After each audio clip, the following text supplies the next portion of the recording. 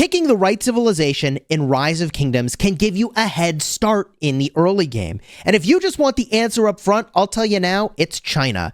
But if you want to know a bunch of stuff that's going to level up your gameplay and set you up for success in the end game, stick around in this video for all the things you need to know about picking the best starting civilization and setting yourself up for long-term success.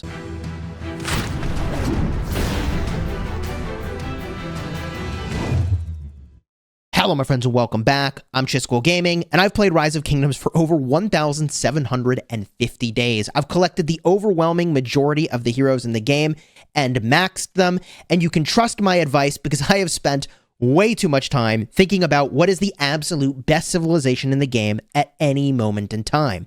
Now, at this point in time, things have changed, and there was one easy, clean answer for the best starting civilization in the game, and the answer is China. But there are a number of things you need to know about picking your starting civilization, and why it is that we're making these sorts of choices that will set you up for success, not just today, but in the long term. So let's start by breaking down what you get from your starting civilization choice. And by the way, if there's any one thing you want to navigate to, consider using the timestamps in the description to jump to the part you care about the most. And if you like Rise of Kingdoms guides designed to help you get value and smash your enemies, thank you for honoring me by smashing the subscribe button and throwing a like on the video.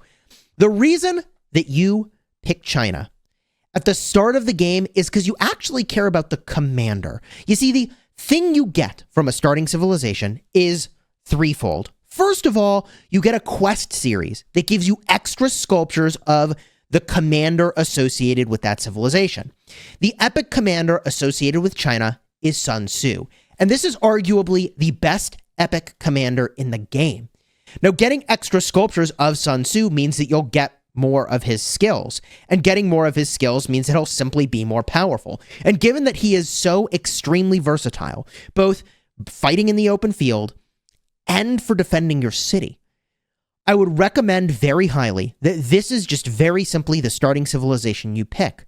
But as it turns out, getting the extra sculptures of this commander, which, by the way, are going to show up in a quest series over here. It's going to be your main quest line. It's going to be associated with leveling up your city hall and doing a bunch of quests.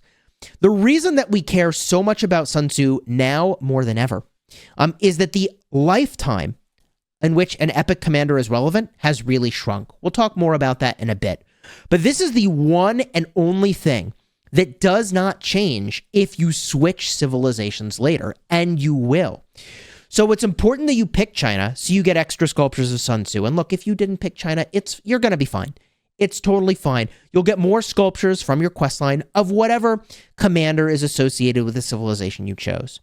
Now, the second thing that comes with your civilization is the civilization bonuses. These are listed right over here for each of the civilizations. The reason I like China is that it is giving you stats for all troop types. It's a 3% defense boost for all your troop types.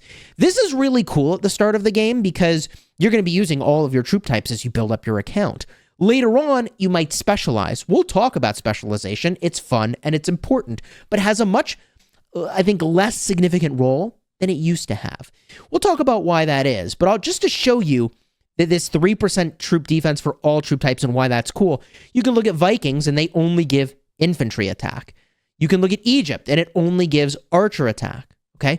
You can look at Britain and it only gives archer attack. There are very few civilizations like France that benefit all troop types with a small amount of stat boost, but this again is very minor. The thing that you're more interested in is the action point recovery and the building speed. Now, the building speed is so easy to understand.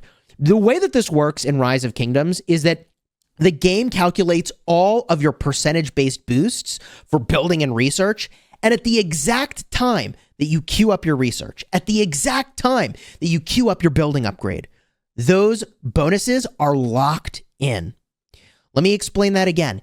It doesn't matter if you get extra building speed after you start the building for something or after you start the research. Extra research speed isn't going to matter.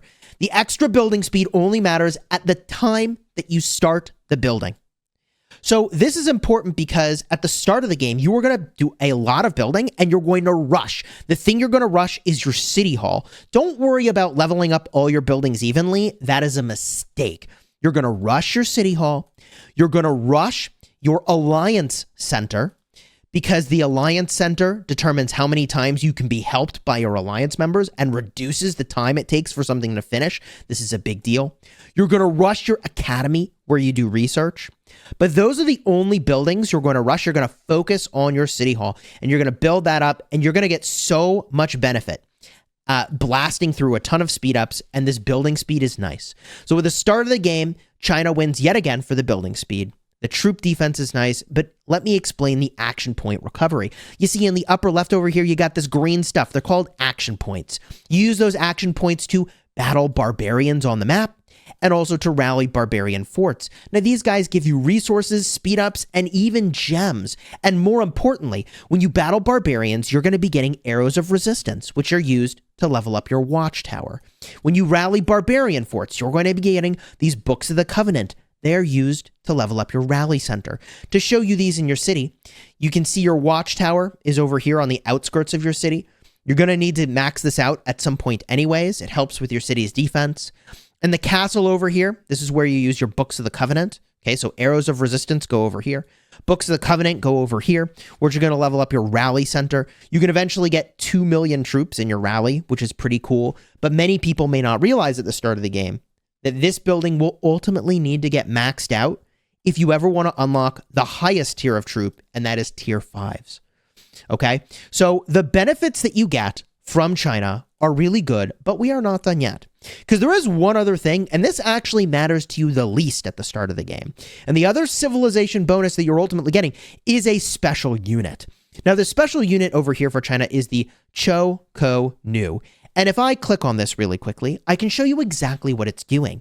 You see, each unit in Rise of Kingdoms has what's called base stats. This is attack, defense, health, march speed, troop load, and an amount of power that you gain. And when you have a civilization's special unit, they simply get more base stats of a certain stat type. So this shows you that the crossbowmen at tier 4 troops, if you unlock your tier 4 troops, you're going to be getting 5 more base attack, 5 more base defense. Now you may be thinking, 5, is that a big deal? No, it's really not. Even when you unlock your tier 5 troops, we're looking at 6 points of base defense and 7 points of base attack. This is a small boost to the effectiveness of one of your units, and only this unit when you fight in the open field. And remember, this is an archer unit. You're going to have cavalry that don't get any extra base stats if you pick this civilization. You're going to have infantry that won't get any base stats if you don't pick this civilization. It's honestly not that big a deal. Okay, it's honestly not that big a deal, especially at the start of the game. You're not even going to have tier 4s. So this aspect of the civilization's benefit does not matter for any of the civilizations that you ultimately choose, okay? So all that matters at the start of the game, as I was describing, is the commander you get, and Sun Tzu is the freaking jam. He's got area of effect damage. He can defend your city, and he elevates the punching power of whoever you pair them with and makes them even more tanky. So Sun Tzu is a great commander to get.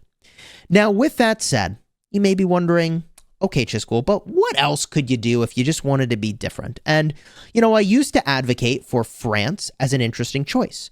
You would get Joan of Arc, and Joan of Arc is really cool. I'll show you what she does in a minute, but if we review the civilization bonuses for France, 3% troop health, 10% wood gathering speed, and 20% hospital healing speed really is not worth all that much to you, not nearly as much as this 5% building speed, okay?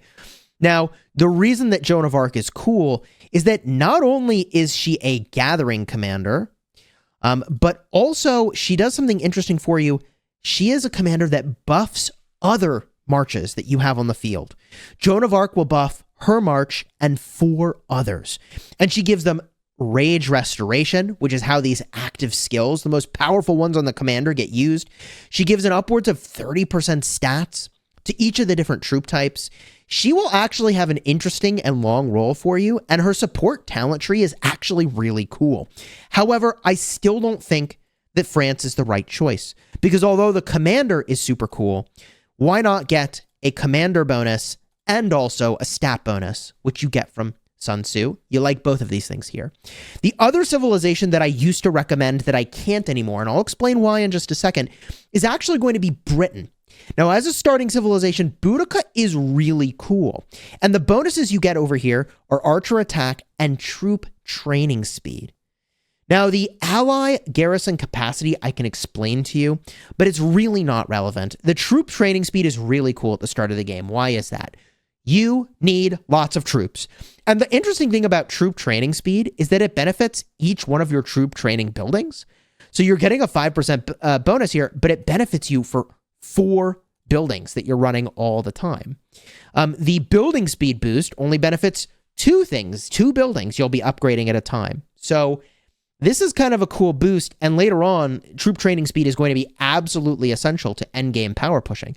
But remember, this is a starting civilization, and the reason that, Britain was cool is, okay, the civilization boost is good, but it's far more about what benefit you get from Boudica. Now, Boudica is a peacekeeper, and I used to advocate for going for her because her talents are really, really cool for efficiency of battling barbarians. You can reduce your action point cost, which means more speed ups and resources. You can get extra resources when you battle barbarians, which is amazing. I mean, even though you're not going to choose Britain, you should use peacekeepers as the primary when you go and you fight in, the barbarians in the open field. And you'll have to get to level 20 before you can bring 2 commanders in each march. But once you can do that, you use the peacekeeper as the primary, and you basically have them power leveling whatever commander you pair with them as the secondary. And Boudica on her second skill gives you 20% bonus experience from battling barbarians. 20% free experience. She doesn't even need to be the primary to give this benefit. This comes from her skills. And if you're the secondary commander or the primary commander, you still give the full benefit of all your skills. So all that to say, Boudica is really cool, but she's not nearly as relevant as she once was. Now, why is that? The reason that you go slam dunk China now is that epic commanders have a much shorter life than they used to. There's 2 things that happened that dramatically reduced the viable life of epic commanders in the game.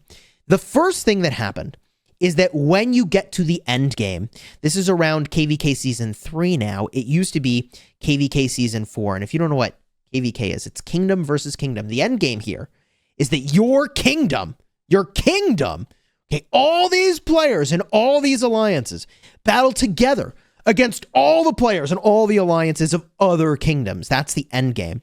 Okay, and so around your 3rd kingdom versus kingdom battle now, you're going to get this building called the Museum. And the Museum makes it so that legendary commanders from the early game, like your gold key commanders, okay, like your VIP commanders, if you buy those, they get huge stat boosts. I mean, you got to be looking at this going, whoa, that's a lot of stats. And you're damn right. This is a ton of stats that you can get onto your early game commanders. Now, you may not recognize all the commanders here, but you don't need to. The point is, this was the first thing that changed that made it so that epic commanders have a shorter life in the game. The second thing that changed is that it used to be, again, KVK Season 4 and beyond, that you enter into this thing called the Season of Conquest, and that was when all of these really powerful endgame commanders will become available. But now, all of those endgame commanders are available in the 3rd season of KVK. It's sooner than ever. So that's why it's these 2 things that changed that make it so like your epic commander investment time horizon is much shorter. So you aren't going to do as many epic projects before you ultimately move on to using primarily legendary commanders. So for that reason, I want you to focus down your Sun Tzu very, very early. Now, there's one other thing I want to explain to you in a little bit more detail because I think it's so valuable to you to understand, and that is the way that bonuses work in this game. Most players in the end game don't even understand this, and it would help them so much if they did. So the thing I want to explain to you is the difference between these base stats that come from the special unit. Remember, this is the thing I told you not to care about. Once you reach the end game, base stats get a lot more interesting because these base stats are going to be modified by all of the other bonuses that you get. So for example, you're going to do research, and that research is going to give you huge percentage-based boosts. Look at this, 25% attack. You get 25% defense over here. You get 25% health. Well, what is this bonus applying to? This bonus applies to the base stats of the unit. So when a unit has elevated base stats, all of these percentage-based boosts do more for them, which is kind of cool. Now, there aren't actually a lot of ways in the game to elevate your base stats, which is kind of a big deal. So once you reach the end game, all of a sudden, the base stat boost that you have on these special units gets really interesting. However, although at one point in time, I used to advocate that focusing one troop type was really cool and really powerful, this has changed. Commanders of all troop types are too strong now. The power level is pushed too much. So you actually want one march of infantry, one march of cavalry, one march of archers. And so for that reason, it's far less important that you pick a civilization now for its special unit. It was once the case where you really cared a lot, and that is no longer the case. So I thought that explanation would be helpful in breaking down why it is I don't care at all about this special unit. But the other reason that I kind of don't care is that eventually you will be done with China. You're going to get to at least City Hall 25. You're going to perhaps have other buildings that are at level 25 as well. And at that point in time, you're going to be ready to switch civilizations. Now, there are two ways to switch civilizations. One is that you just go and you spend 10 freaking thousand gems. You go here, and they'll give you an option for 10,000 gems. That's expensive. I don't want you to do that. What I want you to do instead is get one of these civilization change tokens. I happen to have one now. Depending on what events are going on in your kingdom, sometimes these civilization change tokens will show up for free. The other place that these show up is in your alliance shop. So when you join an alliance, your alliance leader can put things into the shop. Officers can do this as well. So your alliance officers could stock a civilization change item, and then you could buy it using 2 million silver currency. You're not going to get this at the start of the game. In fact, you'll get your civilization change token around City Hall level 10, but don't use it yet. 5% building speed from China is still really good for a really long time. So that is yet another reason why I like China, is you're just not going to need to switch civilizations for a very long time. Now, when you are ready to switch, I think your most likely switch for most players is actually going to be Germany. Why is that? Well, not only do you get troop training speed, which we already talked about how benefiting 4 buildings at a time is pretty freaking sweet, but also now you upgrade from 5% action point recovery to 10% action point recovery. Okay, you had 5 in China, 10 over here. The special unit still doesn't matter all that much for you. The thing you really care about is efficiency for training troops. And this civilization's great, man. I'm using this civilization right now because I am between fights and I really want to power up as many troops as I can for the next fight, okay? So I feel like this gives you a lot of really good information that will help set you up for success in the end game. And if you wanted even just a little bit more evidence as to how to set yourself up for great success in the end game, let me give you one more sort of bonus tip over here. Is that I said earlier that you should work on one march of each troop type at the start of the game, and you absolutely should. In the end game, there's going to be several things that happen. As I already mentioned, commander power, but there's a couple other optimizations that will be game-changing, okay? The first reason that you want to work on multiple troop types is that they are going to require different sets of equipment. Now, if you don't have equipment yet, don't worry. You'll unlock that at City Hall 16. I have dedicated guides talking about what the best equipment is, and I've maxed a lot of that equipment. But the reason that you want these different troop types is you'll find yourself getting patterns for lots of different troop types. So that's one piece of the puzzle, is you want to have a diversity of equipment, but more importantly, you really want a diversity of armaments. Okay, this is going to come later in the game. You don't have to worry about this now. I don't want to overwhelm you. When you get this, you'll be ready for it. Probably. And what this basically does is it gives you a bunch of extra stats. And these armaments, you kind of want to get all the stats to be one troop type, but they're completely random. It's like 1 in 700 that you'll get all 3 attributes over here for the same troop type. But the reason I'm showing this to you is not to overwhelm you with like, whoa, what is all this going on over here? But you're going to get armaments that have random stats on them. So in order to maximally take advantage of this armament system, you want to have marches of each troop type, because naturally, for free, or if you spend, you'll be getting armaments that benefit infantry, that benefit cavalry, and that benefit your archers. And it's much harder to make 5 sets of armaments all for archers than it is to make, a set of armaments for each troop type, okay? So it's just going to be way easier, much more natural to cover all these different troop types. So hopefully this helps you understand why it's so critical that diversity is what you ultimately will aim for. And this sets you up for such long-term success if you start now with a set of equipment for infantry, archers, and cavalry. And then when you get this armament system, which shows up in like your second season of KVK, Kingdom versus Kingdom, you'll be ready to have the diversity of armaments. And when you get a great one for any troop type, you'll be able to take advantage of it. So this guide gives you a lot of information. I think that really levels up your gameplay, okay? And sets you up for long-term success. If you enjoyed it, do me the honor of throwing a like on here and consider subscribing to the channel for those daily videos designed to help you get value and smash your enemies. And if you just really want more information about all the different civilizations and their exact role in the game, I'll have a card in the end screen in just a second. Alternatively, if you want the most comprehensive guide possible on getting a crazy start in this game, I'll have a card in the end screen in just a second for that one as well. I hope you'll watch both of those videos.